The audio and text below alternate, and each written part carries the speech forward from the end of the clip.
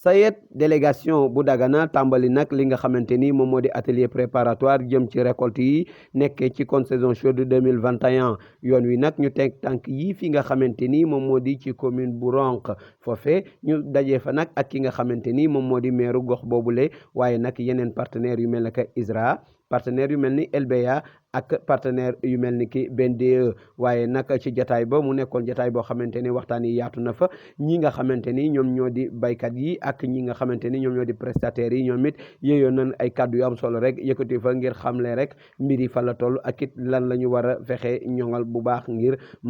li nga xamante ni moom moo di récolte bi mën a tegu ci yoon madame Ndoye directrice délégation bu Dagana ci ay leeral. Merci Omar. Tey jii dañu démarrer sunu atelier préparatoire de récolte de la saison sèche 2021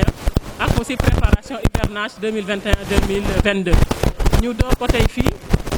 secteur Ronk aye ko mais ñu amale ko fii ci mairie bu Ronk amale ko fii nag ànd ko ak acteur filière ceeb bi yëpp kenn ci ñoom manqué wul particularité bi tey mooy les fournisseurs de machines agricoles et de pièces de rechange ñoom seen participation ñëw nañu ak aussi l'association des prestataires de services mécanisés ñooñu nekk ay acteurs yu clés yoo xam ne mënuñu ñàkk ci récolte saison sèche chaude 2021 léegi nag dañ ko andi fii ci secteur Ronk pour maanaam topp ci tànku acte 3 de la décentralisation mi nga xam ni dafa bëgg les politiques publiques la commune yi maanaam léegi population bi ñu leen ci impliqué bu baax a baax a baax léegi nag ndaje bi tey boo ko xoolee presque poñ yi ñu ci waxtaane mooy def nañu bilan à mi-parcours de la saison sèche chaude 2021 bu secteur Ronk ñu waxtaan ci ay scénario de récolte après loolu aussi ñu daal di lancé waale la campagne d'hivernage 2021-2022 pour lu jëm ci bilan à mi-parcours nag globalement pour le secteur de Ronk mën nañu wax ni ci contre saison bi ñoom mettre nañu en valeur pratiquement près de 12 404 hectares dont les 98% portés par le riz loolu aussi presque mën nañu wax secteur bi particularité mooy presque 61% de cette mise en valeur a été portée par les producteurs privés yi fii ñoom ñooy porter la mise en valeur leneen li ci des aussi financement bi fii les financiers non conventionnels aussi dañ fi am solo bu baax a baax financé nañ à hauteur de 36% LBA aussi 37% ñooñu ñu ëppale ci financement bi fii assurance agricole aussi ñu seetlu ci lu bees maanaam ren que ça soit les financiers non conventionnels comme dañ fi am doole par rapport ak contexte bu difficile bi ñu dundalaa aussi dañu intégrer systématiquement ci seen package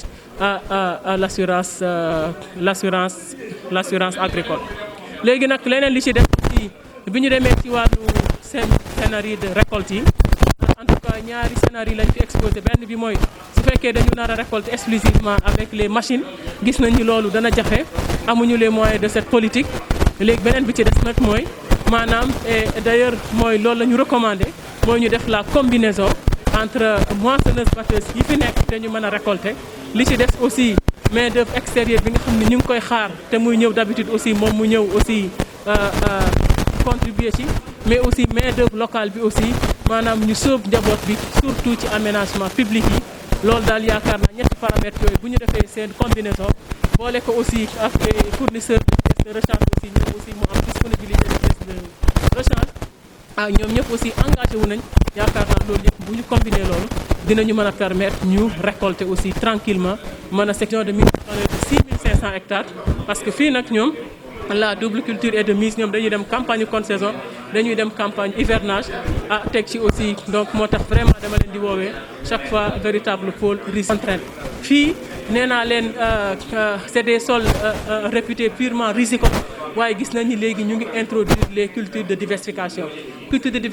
yi nag nekk lu am solo parce que agronomiquement dafa baax ci suuf si waaye économiquement aussi dafa am rentabilité bi nga xam ne bu ki jéggi dayo la et que aussi ne serait-ce que frais de récolte yi fay nit ñi di jëlee 2000 francs ba ci fay njaboot bi loolu bokk na ci lii nekk aussi dépense journalière ci famille bi loolu nekk benn lu jëm nag ci wàllu accompagnement bancaire ki nga xamante ni moom moo di Khalifa Sy Ndiaye moom moo nga xamante ni moom moo fi teewal kii di waa LBA moom ma nga yëkkati ay kaddu rek di leeral taxawaayu banque bi ci wàllu wile. ñu invité woon fii la SAED daf ñu invité woon fii ci benn réunion préparatoire ba nga xam ni ci campagne hivernale bi ñëw ci commune Ronk mais aussi ak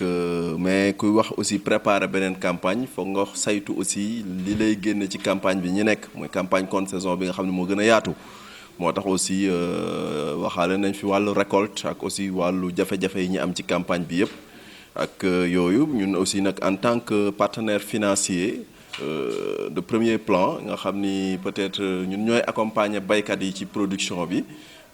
il fallait que ñun aussi suñu teewaay fii dafay am importance waaw ba tax na aussi invité nañu ñu ñëw interpellé nañu ci question yu bëri ñun aussi xëy na li ñu waroon wax tamit ak luy suñuy tiitaangeeg suñuy préoccupation aussi egge nañu leen ko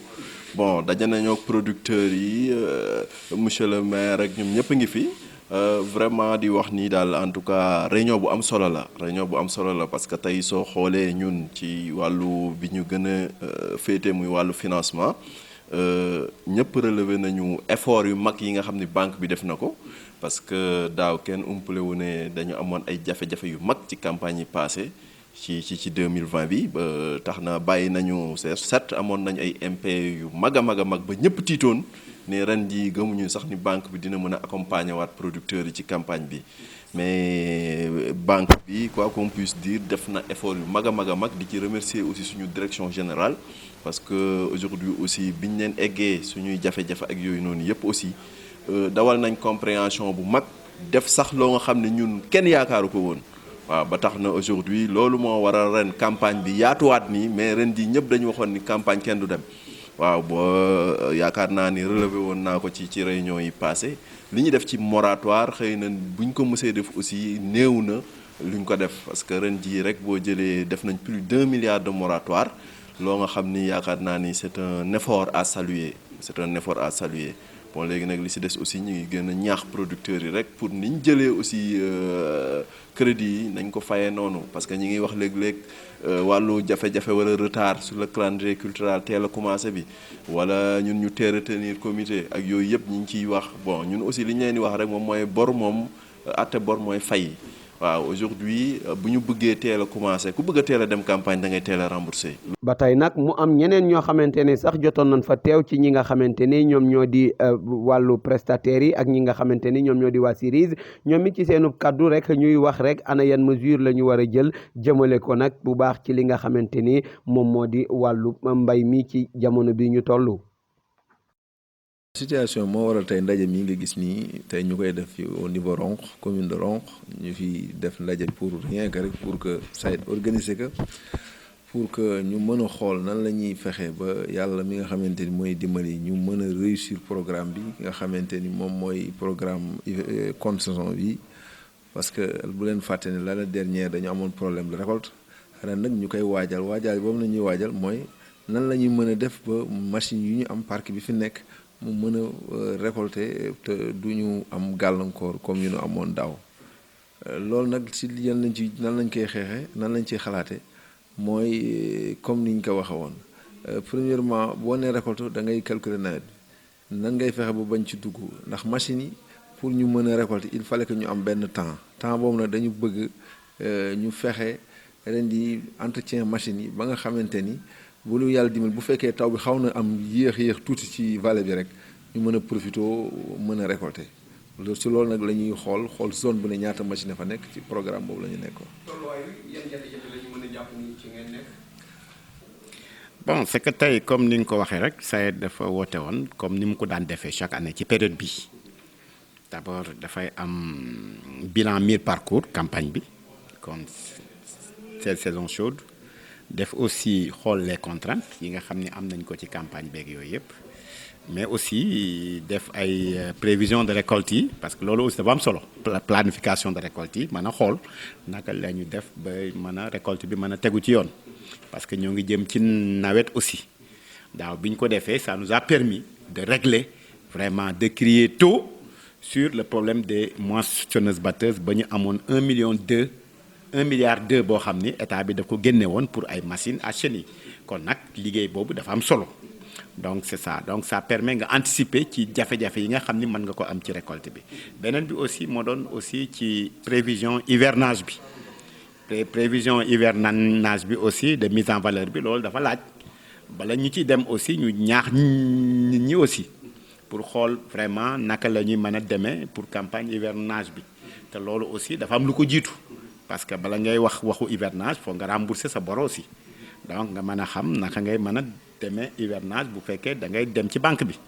donc loolu aussi mu am solo moo tax ñuy ñaax nit ñi aussi ñu jël seen matukaay pour mën a teel a rembourser mais ci biir loolu aussi vraiment waxtaan nañu ci ay jafe-jafe yi nga xam ni ak contraintes yi ak matukaay yi nga xam ni jël nañ ko pour affaire picc yi parce que fi mu nekk nii il s'est trouvé que ren am nañu au moins avancement at yi passé yuuxu nañ fi ay yuuxu yu mag ci affaire picc yi parce que même boo seetloo sax ci ginnaaw on avait fait recours ci avion Mauritanie mu ñëw jàppale ñu fii ci traitement yi